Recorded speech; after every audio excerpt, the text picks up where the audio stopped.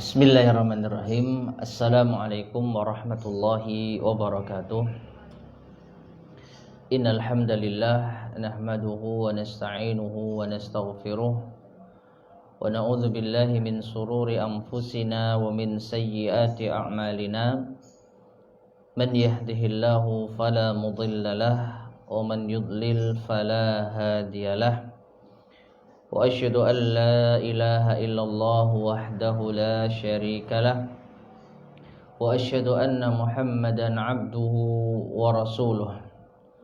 Allahumma salli wa sallim wa barik ala nabiyyina Muhammadin wa ala alihi wa ashabihi wa man tabi'ahum bi ihsanin ila yaumiddin, amma ba'd.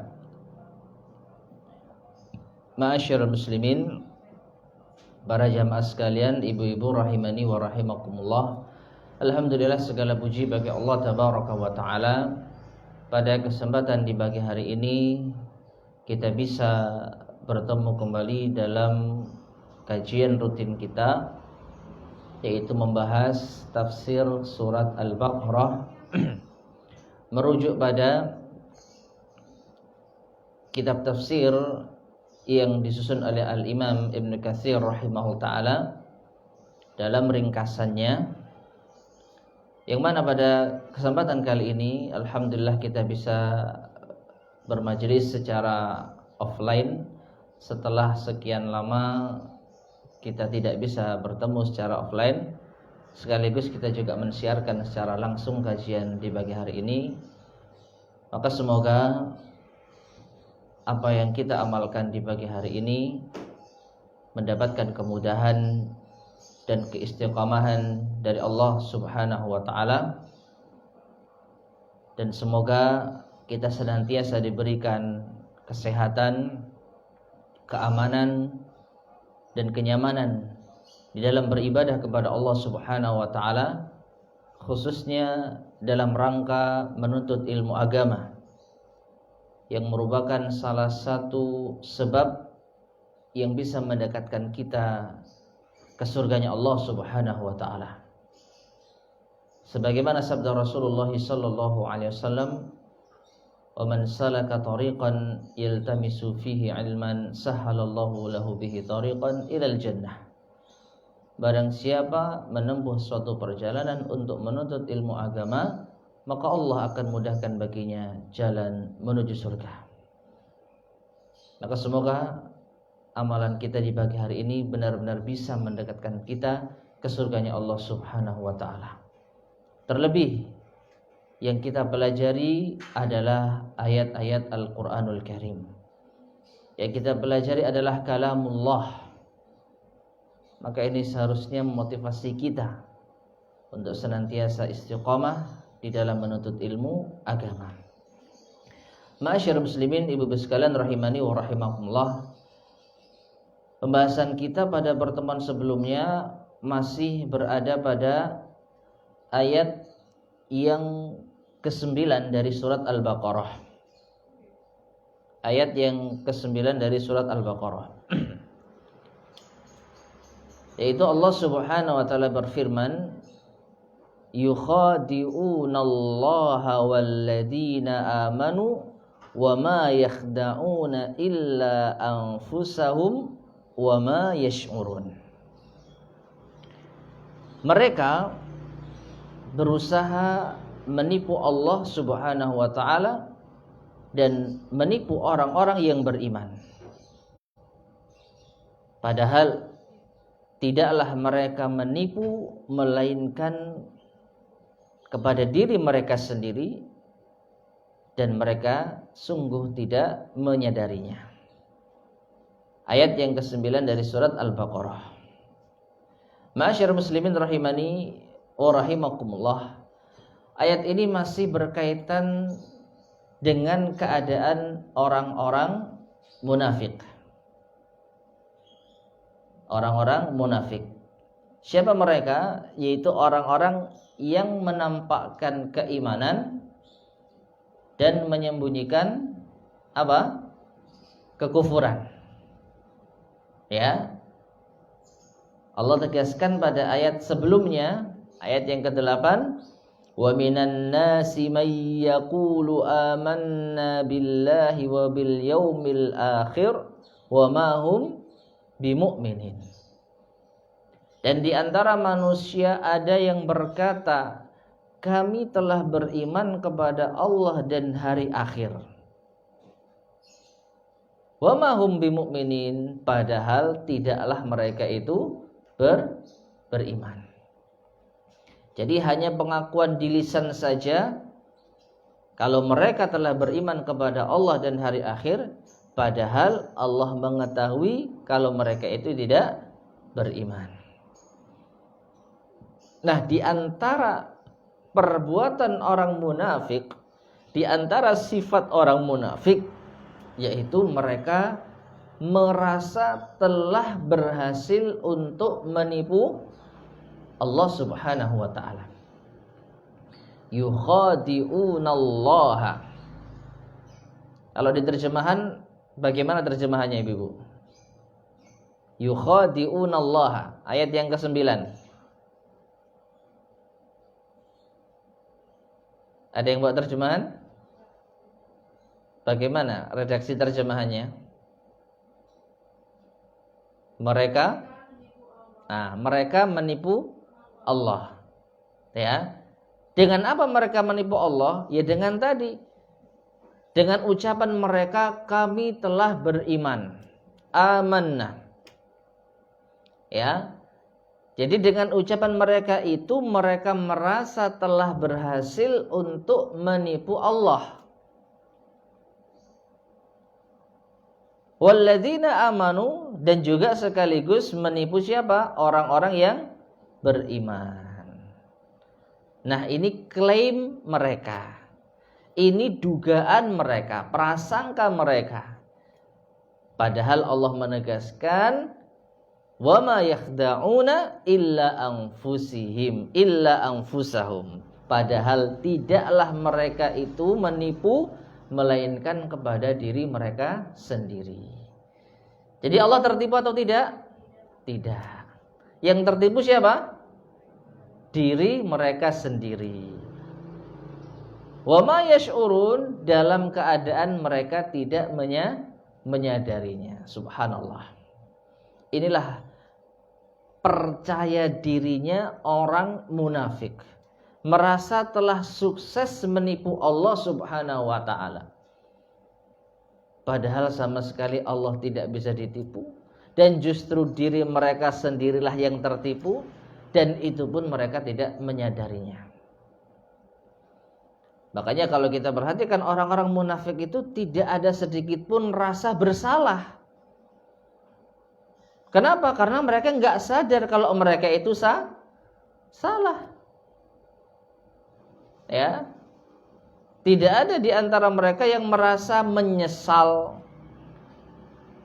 merasa keliru, merasa telah menipu diri sendiri, nggak ada. Karena Allah tegaskan, wa ma yash'urun, dan mereka tidak menyadarinya. Nah, inilah ibu-ibu sekalian rahimani wa rahimakumullah, secara garis besar kandungan dari ayat yang ke-9.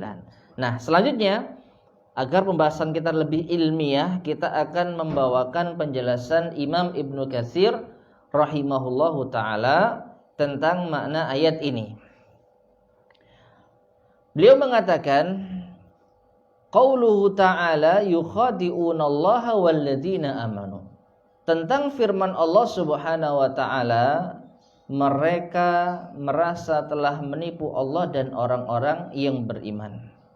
Kata beliau Al-Imam Ibnu Katsir rahimahullah ta'ala, ay biidharihim ma azharuhu minal imani ma'a israrihim al-kufra. Yaitu dengan cara mereka menampakkan apa yang telah mereka tampakkan berupa keimanan. Jadi mereka telah memperlihatkan, menampakkan keimanan kepada siapa? Orang-orang yang beriman. Nah, mereka merasa tatkala mereka menampilkan keimanan mereka di hadapan orang-orang yang beriman, itu sama seperti mereka telah menampakkan keimanan mereka di hadapan Allah. Ya, ma'a israrihim al-kufra, bersamaan dengan mereka menyembunyikan kekufuran.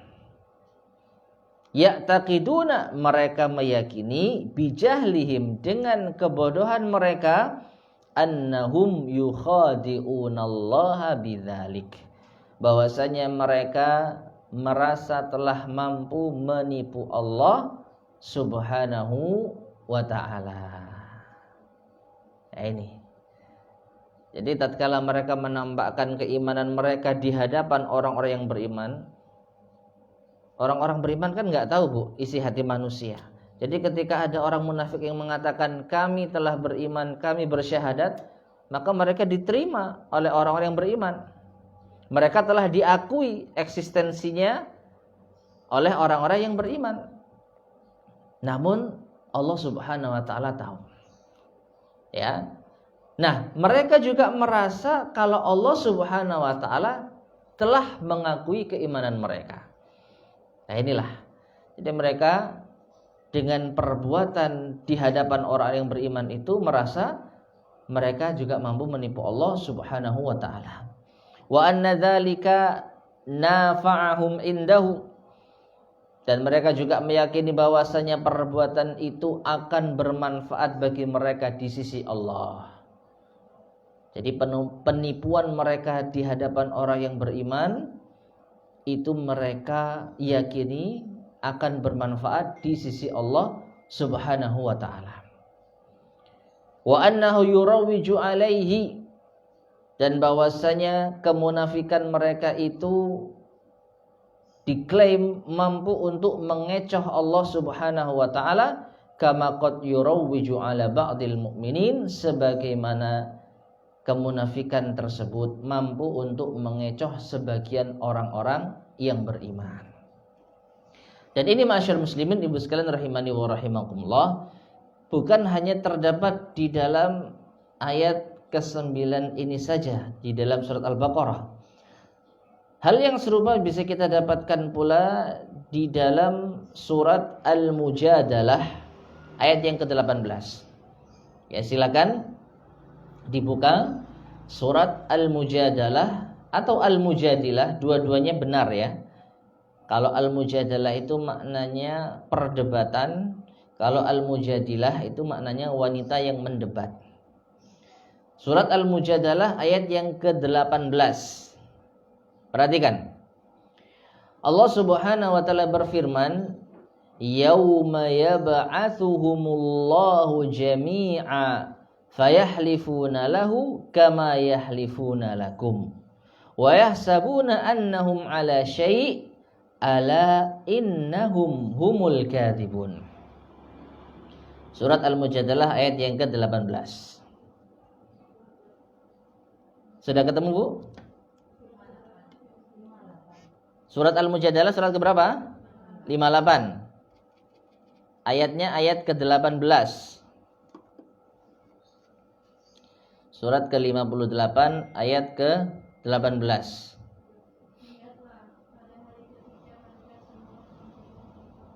Ya. Mereka bersumpah kepada Allah. Sebagaimana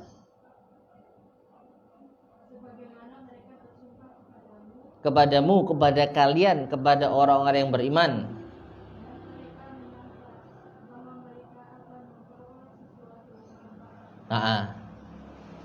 Ketahuilah. Nah, perhatikan. Pada hari di mana Allah membangkitkan mereka seluruhnya, fayahlifuna lahu, maka mereka orang-orang munafik ini bersumpah kepada Allah. Apa sumpah mereka, Bu? Sumpah mereka adalah, demi Allah kami ini bukan orang musyrik. Demi Allah kami ini orang-orang yang beriman. Kama yahlifuna lakum, sebagaimana di dunia mereka telah bersumpah kepada kalian, wahai orang-orang yang beriman. Ya. Jadi di dunia mereka bersumpah kepada para sahabat kalau mereka itu beriman, mereka bukan orang musyrik. Nah, nanti di akhirat ketika dibangkitkan oleh Allah, mereka juga bersumpah di hadapan Allah, ya Allah, kami ini beriman, kami bukan orang musyrik. Dan mereka mengira annahum ala syai', bahwasanya mereka dengan hal itu akan memperoleh manfaat. Artinya mereka merasa Allah bisa ditipu. Tatkala mereka bersumpah di hadapan Allah ketika dibangkitkan nanti pada hari kiamat.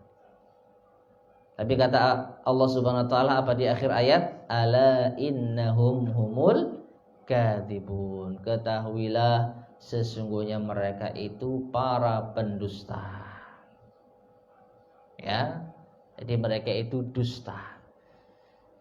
Dusta di dunia dan juga dusta di akhirat. Di dunia mereka berdusta di hadapan siapa? Orang-orang yang beriman. Di akhirat mereka berdusta di hadapan Allah Subhanahu wa taala. Nah, kemudian kata Imam Ibnu Katsir, walihada, karena inilah qabalahum ala i'tiqadihim dzalika biqaulih, Allah pun membalas atas keyakinan mereka itu dengan firman-Nya, wa ma yakhda'una illa anfusahum wa ma yash'urun. Ya, ketika mereka merasa berhasil telah menipu Allah, justru kata Allah, mereka yang telah menipu diri sendiri dalam keadaan mereka tidak menyadarinya. Nah ini, ya, jadi mereka sama sekali tidak menyadarinya. Nah, tentang kondisi mereka merasa telah menipu Allah Subhanahu wa taala, padahal yang benar mereka telah menipu diri mereka sendiri. Ada ayat yang senada dengan ayat ini, yaitu di dalam surat An-Nisa. Ya, surat An-Nisa. Surat yang keberapa? Keempat. Ayat yang ke-142. Surat An-Nisa ayat ke-142. Allah Subhanahu wa taala berfirman, innal munafiqina yukhadi'unallaha wa huwa khadi'uhum. An-Nisa ayat 142.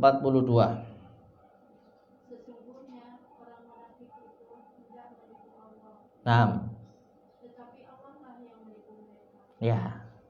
Cukup sampai di situ ya. Sesungguhnya orang-orang munafik itu merasa telah menipu Allah Subhanahu wa taala.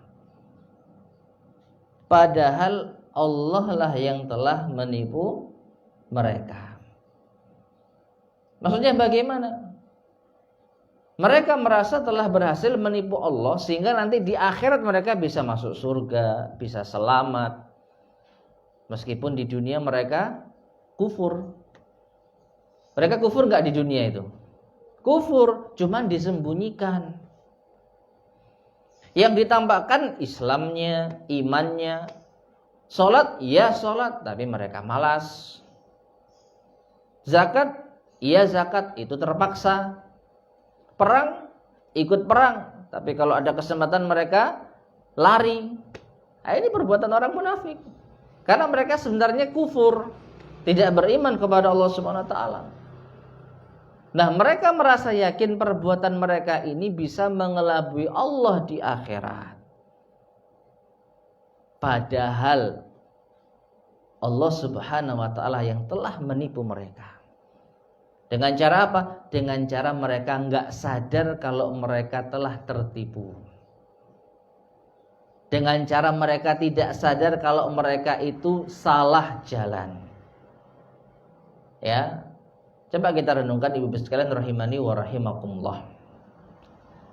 Kejadian yang mungkin pernah menimpa kita, masalah duniawi, masalah yang sepele misalnya.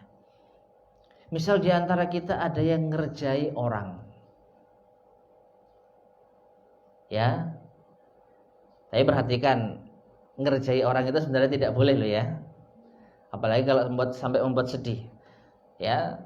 Tapi katakanlah di antara kita ada yang ngerjai orang.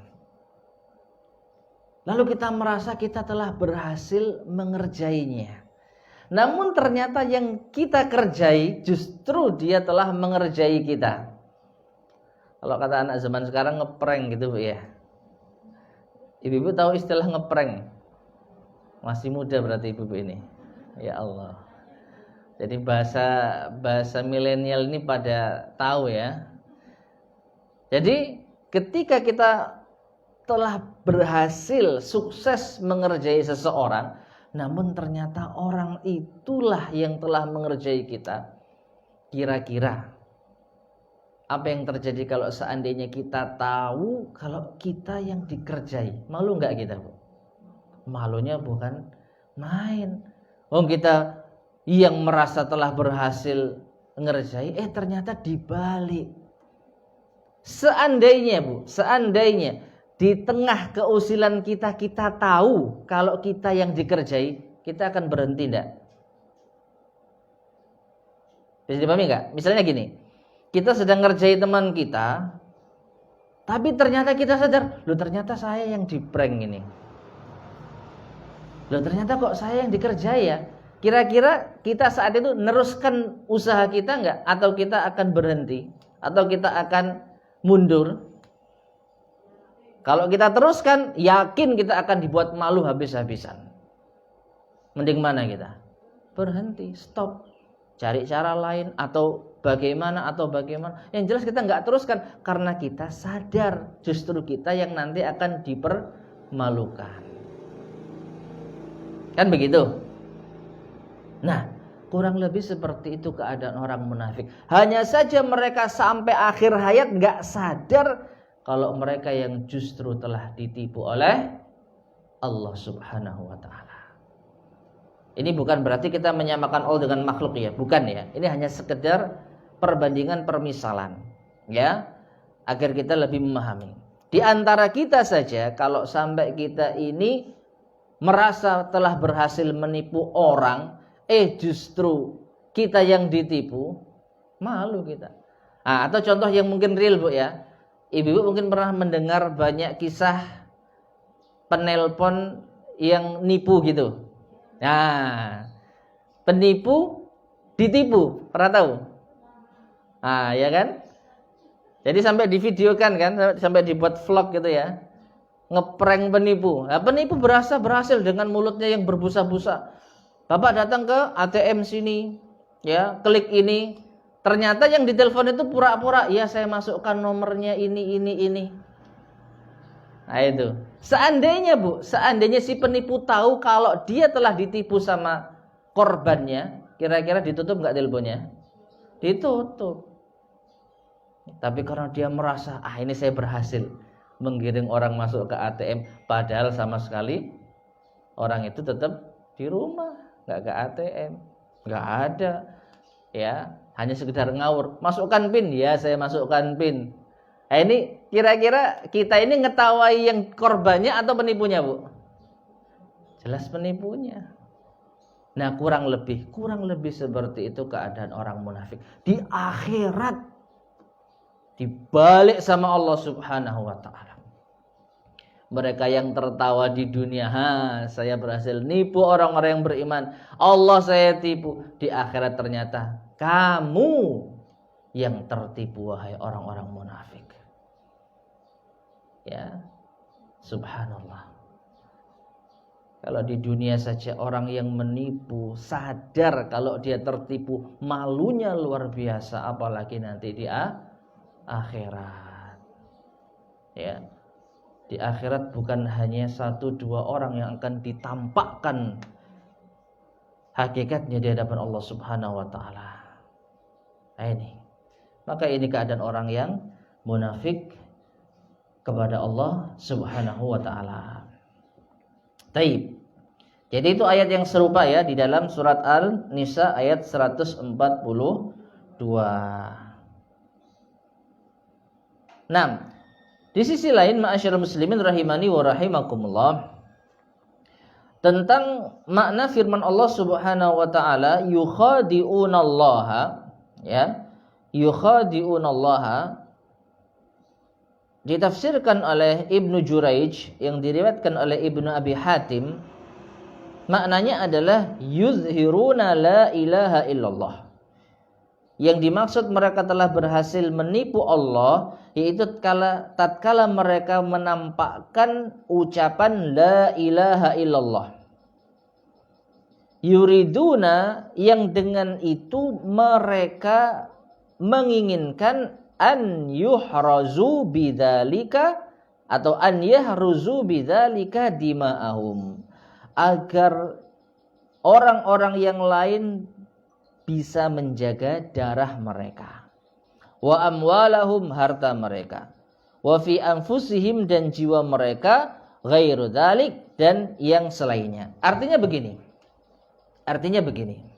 ya, yang mereka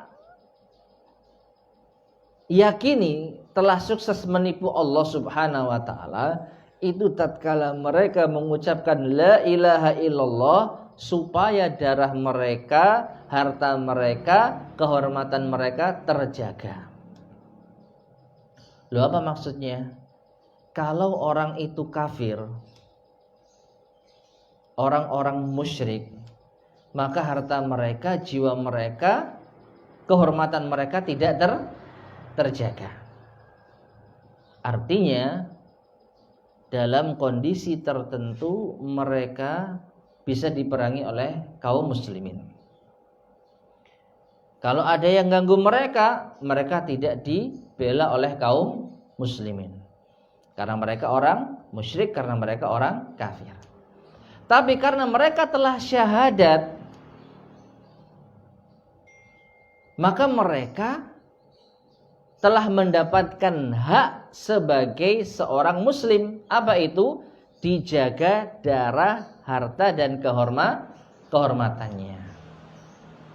Nah, dengan kata lain, mereka itu bersyahadat hanya demi meraih keuntungan apa? Dunia, supaya mereka itu selamat dunia, bukan akhirat, ya. Bukan akhirat. Meskipun nanti mereka juga meyakini, oh ternyata di dunia bisa ditipu ya orang-orang yang beriman, berarti Allah di akhirat juga bisa ditipu. Nah, ini itu keyakinan mereka. Nah, bagaimana bisa demikian? Karena ibu sekalian rahimani wa rahimakumullah, seandainya orang munafik ini mendapatkan kekuasaan, seandainya orang munafik ini bisa bergabung dengan orang-orang kafir dan memusuhi, memerangi orang Islam, mereka akan ikut kafir. Sebagaimana nanti akan kita terangkan pada ayat-ayat berikutnya. Jadi mereka itu kenapa beriman, kenapa bersyahadat? Karena mereka merasa saat itu yang kuat umat Islam. Surat Al-Baqarah ini diturunkan di mana, Bu? Madinah atau Makkah? Surat Al-Baqarah. Surat Al-Baqarah termasuk surat Madaniyah. Madaniyah itu dulu pernah kita terangkan ya, surat yang diturunkan setelah hijrah. Hijrah ke Madinah. Ya. Jadi ini patokannya. Pokoknya surat yang diturunkan setelah masa hijrah ke Madinah itu namanya surat Madaniyah. Memang yang dominan diturunkan di kota Madinah, meskipun tidak semua diturunkan di kota Madinah. Nah, perhatikan di sini Ibu sekalian rahimani wa rahimakumullah. Saat diturunkannya ayat ini, Rasulullah SAW sudah membangun komunitas, sudah membangun peradaban masyarakat, eksistensi kaum muslimin di kota Madinah. Orang-orang munafik punya dua opsi, punya dua pilihan. tetap menampakkan kekufuran mereka, dengan kemungkinan mereka akan diusir oleh Rasulullah SAW. Otomatis harta mereka akan hilang, nyawa mereka terancam, kehormatan mereka akan hancur. Ini opsi pertama. Demi menampakkan jati dirinya sebagai orang musyrik, sebagai orang kafir, mereka harus kehilangan dunia. Opsi yang kedua, mereka pura-pura beriman. Meskipun hati mereka ini sesak karena tidak percaya dengan Islam dan iman, yang penting harta mereka aman, nyawa mereka aman, kehormatan mereka tidak hancur. Nah, di antara dua pilihan ini mereka milih yang mana, Bu? Yang pertama atau yang kedua? Milih bela keyakinan tapi agamanya, tapi dunianya hilang, atau ngalahi agamanya tapi dunianya aman? Pilihan yang kemana? Yang kedua. Jadi mereka itu masuk Islam supaya harta mereka tetap aman. Karena kalau sampai mereka ini mengakui kekafiran mereka, mungkin mereka sudah akan diusir dari kota Madinah. Nah, kepura-puraan mereka masuk Islam demi menjaga harta dan nyawa mereka, inilah yang mereka klaim sebagai keberhasilan menipu Allah dan menipu orang-orang yang beriman. Hartaku aman padahal aku kafir. Nah, itu loh, Bu, gampangnya. Ya, kalian nggak tahu ya kalau saya ini masuk Islam supaya harta saya ini tetap aman. Nah, itu klaim mereka kalau mereka telah berhasil menipu Allah dan Rasulnya dan orang-orang yang beriman. Taib. Kemudian ma'asyar muslimin rahimani wa rahimakumullah, disebutkan pula oleh Al-Imam Ibnu Katsir rahimahullahu taala tentang sifat orang-orang munafik. Ya. Sifat orang-orang munafik itu, kata Al-Imam Ibnu Katsir, khun'ul akhlaq. Akhlaknya rendah. Yasduqu bilisanihi atau yusaddiqu bilisanihi, membenarkan secara lisan, wa yunkiru biqalbihi, tapi mengingkari di dalam hati. Wa yukhalifu bi'amalihi, dan diselisihi di dalam amal. Wa yusbihu ala halin, pagi hari dalam kondisi seperti ini, wa yumsi ala ghairihi, sore harinya sudah berubah. Wa yumsi ala halin, sore hari dalam keadaan seperti ini, wa yusbihu ala ghairihi, dan sorenya sudah berubah. Wa yatakaffa'u takaffu as-safinati, maka mereka ini pada hakikatnya terombang-ambing sebagaimana kapal terombang-ambing. Kullama habbat rihun habbat ma'aha, kemana angin bertiup, kapal itu akan ikut ke sana. Nah, inilah keadaan orang-orang munafik, ma'asyarul muslimin, ibu sekalian rahimani wa rahimakumullah. Tidak punya jati diri yang sesungguhnya. Sekali lagi, mereka beriman karena kondisi mereka lemah, karena mereka ingin jaga harta, karena mereka ingin menjaga kehormatan, karena mereka ingin menjaga nyawa. Seandainya orang-orang Islam ini yang lemah, mereka sudah akan menampakkan kekafiran mereka. Mereka akan berada pada kubunya orang-orang musyrik. Berbicara tentang orang munafik ini sungguh luar biasa. dalam sisi yang lain, bukan hanya Allah dan orang-orang beriman saja yang mereka tipu. Ada yang tahu siapa lagi yang mereka tipu? Orang munafik ini di ayat ini kan menipu Allah, merasa berhasil menipu Allah dan juga menipu orang-orang yang beriman. Tahu nggak, orang munafik juga menipu pihak lain? Ada yang tahu siapa di antaranya?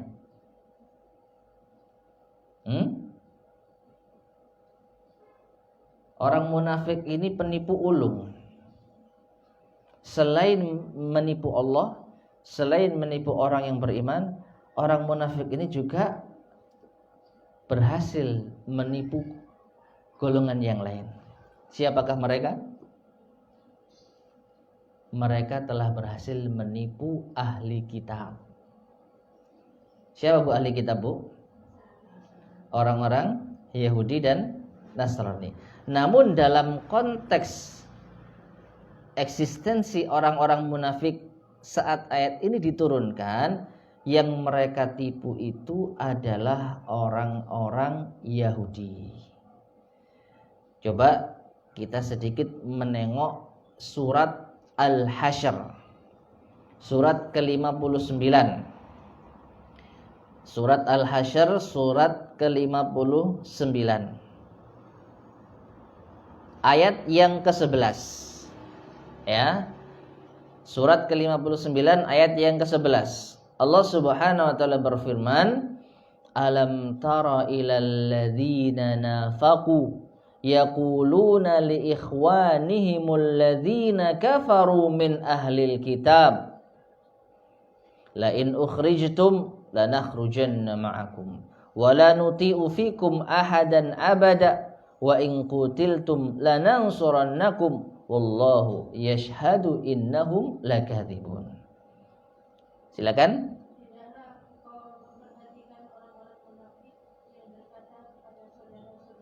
Nah, perhatikan. Rasulullah diperintahkan untuk melihat orang-orang munafik yang telah berkata kepada saudara-saudaranya. Siapa saudaranya munafik, Bu? Nah, ahli kitab. Ahli kitab ini disebutkan oleh Allah saudaranya orang munafik, ya. Apa kata orang munafik kepada ahli kitab?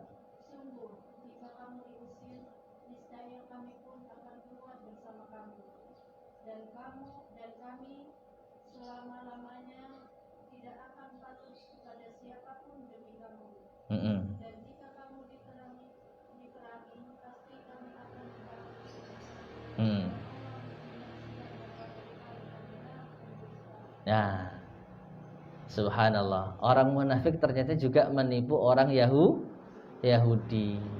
Ya. Jadi ayat ini terkait dengan sekelompok orang Yahudi yang akan diusir oleh Rasulullah SAW. Panjang ceritanya, nanti pada saatnya akan kita sampaikan insyaallah subhanahu wa ta'ala. Yang intinya orang Yahudi ini diusir oleh Rasulullah. Nah, orang munafik ini ngompor-ngompori, jangan mau pergi kalian. Kalau kalian diusir, kami sebagai wujud solidaritas akan ikut keluar bersama kalian. Kalau kalian diperangi, kami akan membantu kalian. Kami tidak akan patuh kepada siapapun termasuk kepada Muhammad kalau sampai itu merugikan kalian. Manis janjinya orang munafik kepada siapa? Orang Yahudi. Dan Allah menyebutkan mereka ini pendusta. Lebih lanjut lagi ayat setelahnya, la in ukhriju la yakhrujuna ma'ahum wa la in qutilu la yansurunahum wa la in nasaruhum la yuwallunnal adbara thumma la yunsarun. Silakan.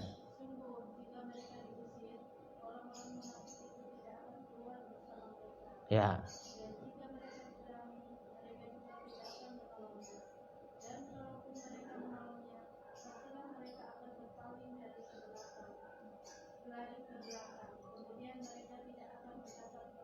Nah, seandainya orang-orang Yahudi itu benar-benar telah diusir oleh Rasulullah SAW, maka orang munafik tidak akan ikut keluar. Padahal janjinya apa tadi? Kalau kalian diusir Rasulullah Muhammad, kami akan ikut sebagai bentuk solidaritas. Nyatanya mereka tetap tinggal di Madinah, orang Yahudi tetap diusir. Ya, seandainya orang-orang Yahudi itu diperangi, orang munafik ngakunya akan bantu memerangi. Kenyataannya apa?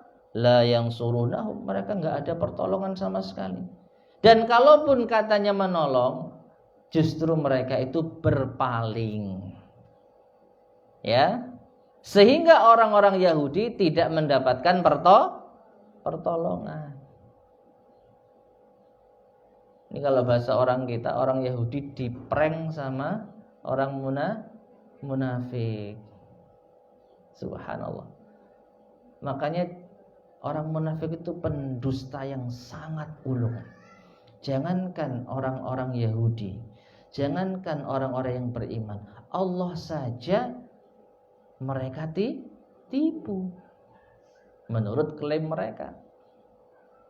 Padahal Allah tidak bisa ditipu, justru merekalah yang tertipu. Ya, dengan perbuatan mereka yang tidak merasa salah inilah mereka hakikatnya telah tertipu oleh perbuatan mereka sendiri, sehingga di akhirat mereka akan mendapatkan azab. Tahu nggak azabnya orang munafik apa, Bu? Azabnya orang munafik itu apa? Berada di neraka yang paling dasar, yang paling bawah. Innal munafiqina fit darkil asfali minan nar. Sesungguhnya orang-orang munafik itu berada di neraka yang paling dasar. Taib. Kita lanjut ayat setelahnya. Kita ambil satu ayat saja. Ayat yang ke-10. Allah Subhanahu wa taala berfirman, fi qulubihim maradun fazadahumullahu marada wa lahum adzabun alimun bima kanu yakdzibun. Silakan dibaca. Kembali ke tafsir surat Al-Baqarah, afwan. Ayat yang ke-10.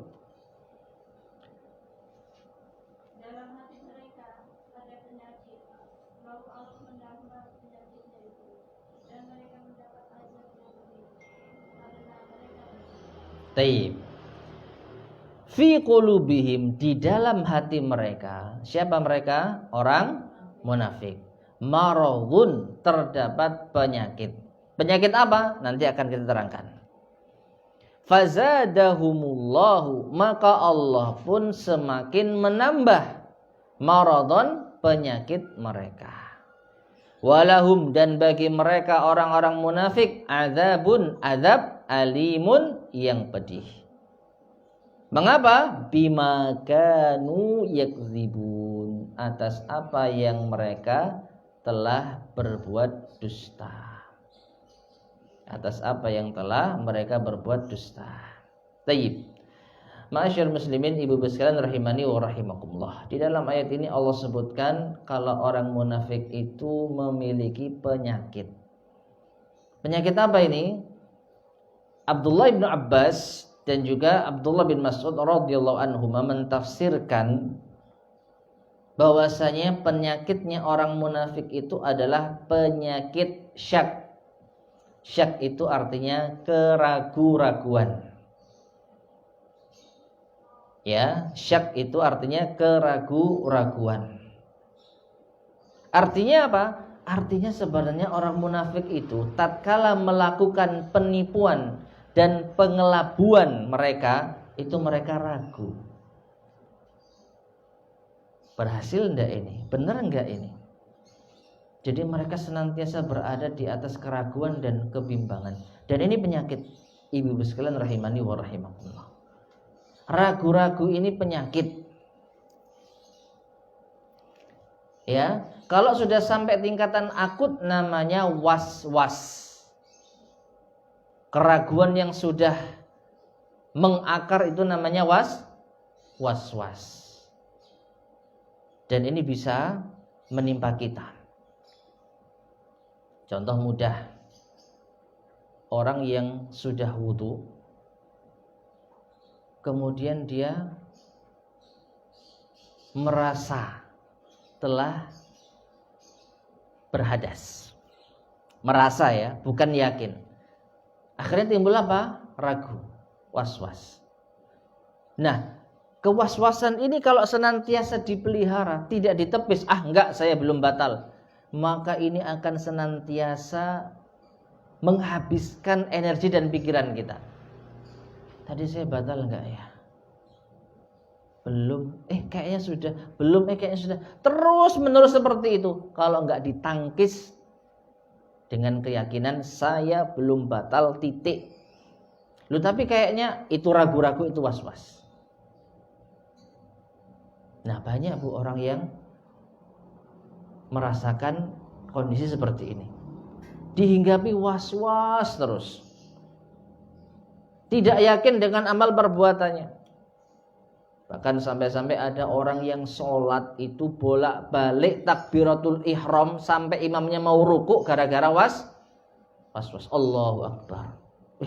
Tadi kok niatnya kurang mantep ya. Ulang lagi. Allahu Akbar. Tadi kok ada yang kurang ya. Allahu Akbar. Tadi wudhu saya sudah sah nggak ya? Kembali wudhu. Setelah wudhu, tadi kayaknya terus seperti itu. Makanya was-was itu penyakit. Dimulai dari keraguan. Nah, makanya Islam punya kaidah Bu. Kaidah yang harus kita pegang, senantiasa kita pegang. Al-yaqinu la yazulu bisyak. Keyakinan tidak bisa hilang dengan keraguan. Nanti kalau kita bahas ini panjang, bahasnya ke masalah fikih ibadah. Tapi nggak apa-apa karena ini insya Allah ada kaitannya dengan bahasan kita. Ya, di dalam Islam itu ada kaidah keyakinan tidak bisa hilang dengan keraguan. Contoh, kita wudhu. Selesai wudhu kita yakin sudah wudhu. Di tengah perjalanan keseharian kita muncul keraguan. Batal enggak tadi ya? Mana yang kita menangkan Bu?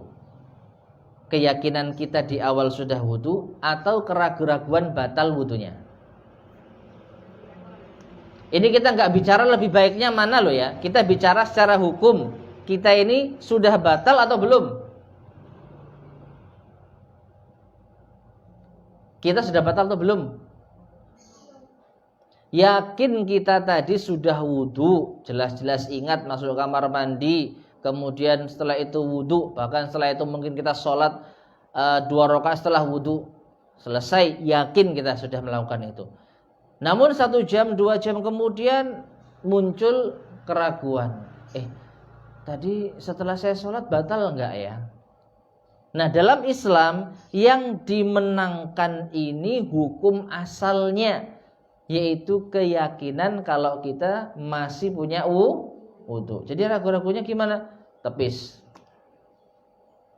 Kecuali kita benar-benar yakin kalau kita sudah batal. Jelas ya? Diingat-ingat, tadi saya kentut enggak? Tadi saya buang air enggak? Tadi saya ini enggak ada. Berarti saya masih punya wudhu. Selesai. Enggak usah dipikir lagi. Ini benar enggak ya? Batal enggak ya? Nah, ini penyakit. Kalau dipelihara penyakit. Tapi sudah. Saya masih punya wudhu. Gampang saja. Loh, kalau salah gimana Ustadz?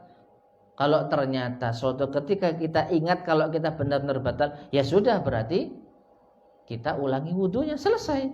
Tapi selama kita enggak ingat dan kita tidak merasa batal, maka kita dianggap secara hukum masih punya wudhu. Jelas ya?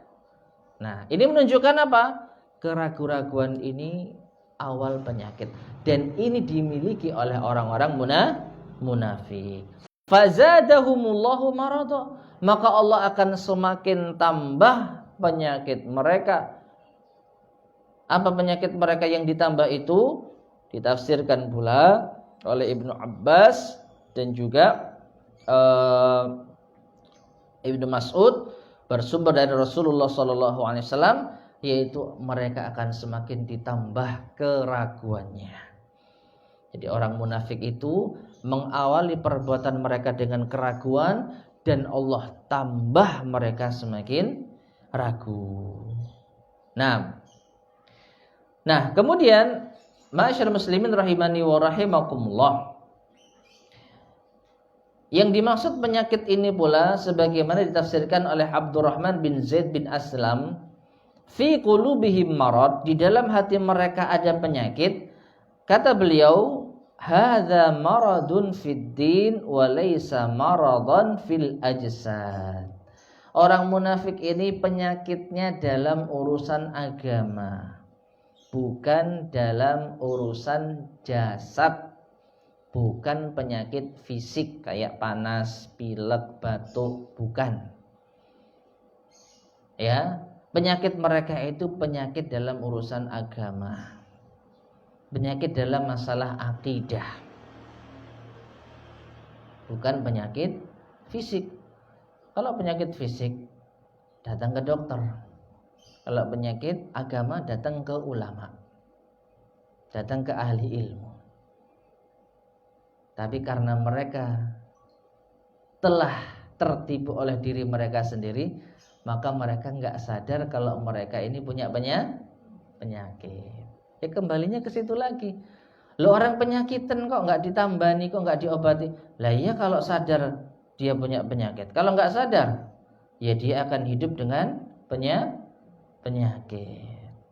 Dan penyakit yang dimiliki oleh orang munafik, penyakit yang lebih dahsyat daripada penyakit tubuh, yaitu penyakit dalam urusan agama. Nah kemudian ibu sekalian rahimani wa rahimakumullah, di dalam ayat ini pula diambil suatu kaidah di dalam agama kita, al jazaa'u min jinsil amal. Al jazaa'u min jinsil amal. Balasan sesuai dengan jenis perbuatan. Ya. Balasan itu sesuai dengan jenis perbuatan. Hal ini sebagaimana ditafsirkan oleh Abdurrahman bin Zaid bin Aslam tadi, ketika orang-orang munafik itu memiliki penyakit dalam urusan agama, fazadahumullahu marada, maka Allah semakin tambah penyakit mereka. Beliau mengatakan Allah akan semakin tambah rijsan. Apa rijsan? Rijsan itu kotoran, kebusukan. Ya. Jadi ini berbeda dengan tafsir Ibnu Abbas dan Ibnu Mas'ud tadi. Kalau tafsirnya Ibnu Abbas dan Ibnu Mas'ud, orang-orang munafik itu memiliki penyakit apa tadi? Keraguan. Maka Allah semakin tambah keraguan. Kalau tafsirnya Abdurrahman bin Zaid bin Aslam, mereka itu memiliki penyakit, yaitu penyakit dalam urusan agama. Lalu Allah tambah kepada mereka penyakit, maksudnya Allah semakin tambah kepada mereka kebusukannya. Bahasa kasarnya ya, setelah timbul penyakit, maka penyakit itu semakin membusuk. Ini tafsirnya para ulama kita. Ya, awalnya sakit, kemudian lama-lama busuk.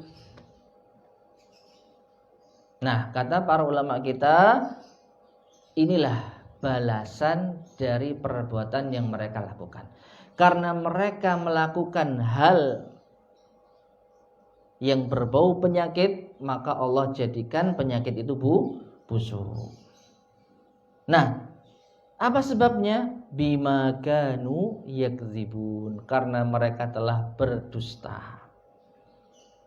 Fazadahumullahu marada bima kanu yakdzibun, karena mereka telah berdusta. Apa dusta mereka? Mengaku beriman padahal mereka kufur. Mereka mengaku beriman itu adalah suatu penyakit. Dan setelah penyakit ini Allah akan semakin tambah kebusukan itu. Artinya enggak semakin sembuh, tapi justru malah semakin parah.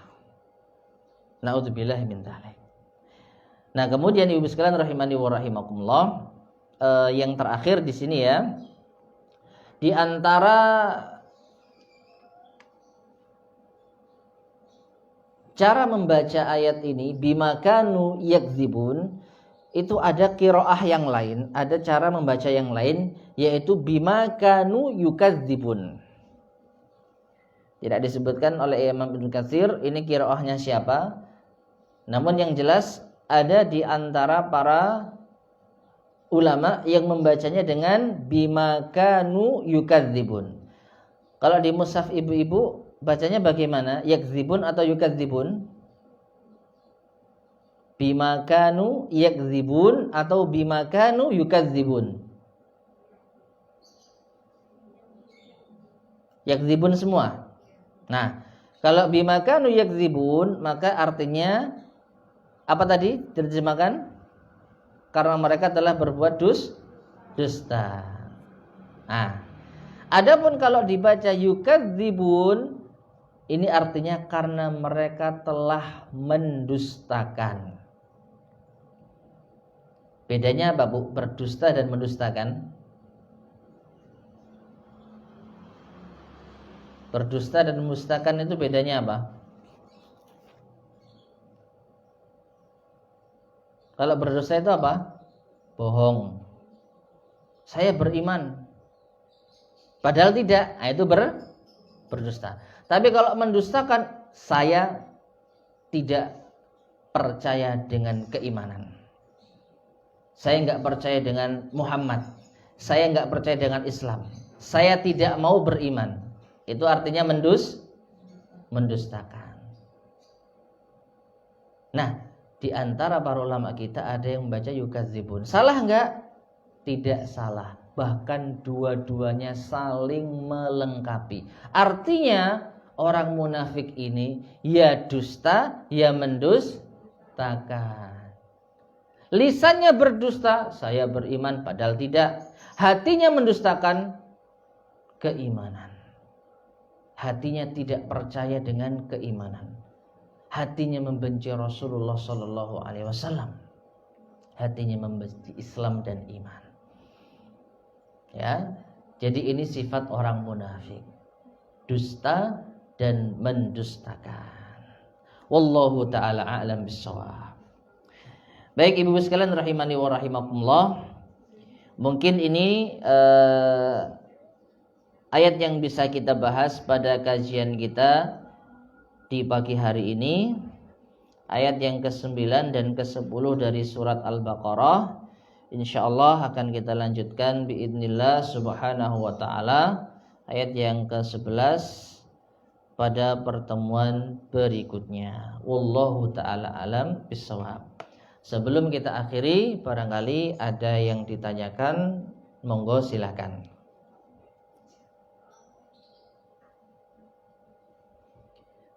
Atau kita akhiri dulu ya.